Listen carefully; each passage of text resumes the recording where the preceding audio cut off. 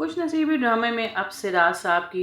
दोनों बेटियां नरमीन और महीन निहाल के हाथों के तमाशा बन चुकी हैं, क्योंकि निहाल ने जिस तरह से जाल फंसाया है और उस जाल में महीन तो फंस ही चुकी थी, अब साथ ही वो नरमीन को एक बार फिर परेशान करने लगा। महीन ने जब अपनी आंखों से अपने शोहर को अपनी बहन के साथ खड़ा हुआ देखा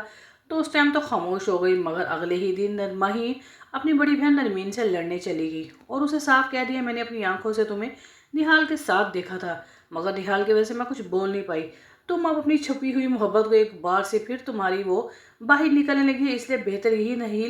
नरमीन अपने घर को आबाद करो हमायूं के साथ और मेरे शोर की तरफ देखना बंद कर दो। वहीं पर नरमीन अपनी बहन महीन को समझाने की कोशिश करेगी, मैंने उसे फ़ोन करके नहीं बुलाया, वो खुद ही आया था और ज़बरदस्ती उसने मेरे साथ की है। और यही बात नरमीन अपनी ममानी सास को भी समझाने लगी कि ममानी जान ज़बरदस्ती निहाल घर में आया था और मेरा उसने हाथ पकड़ा, मैंने उसे फ़ोन नहीं किया। हमायूं बाहर खड़ा ये सारी बातें सुन रहा था। नरमीन का शोर हमायूं जब ये सुनेगा तो उससे बर्दाश्त नहीं होगा और फौरी से निहाल के ऑफिस जाएगा।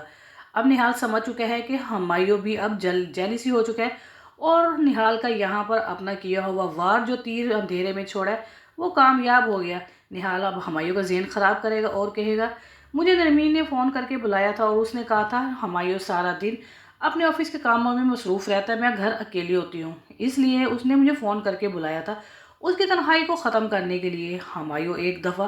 फिर हिल गया कि नरमीन ने वाकई उसे फ़ोन कर कर बुलाया है कि यार निहाल उसके साथ झूठ बोल रहा है।